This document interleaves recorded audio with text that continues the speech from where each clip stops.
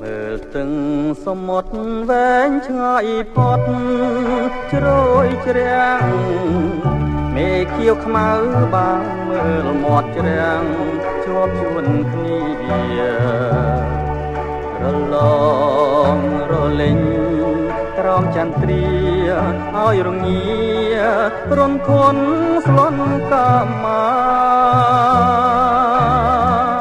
មើលច័ន្ទទូភៀងរឿងរាំងត្រចាច្បាស់ប្រភោសំសៀងចំណោទងួចងោកតជលសា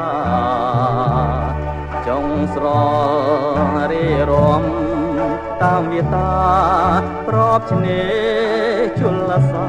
ជាលំអរងាដណ្ដខ្យល់សមុទ្រ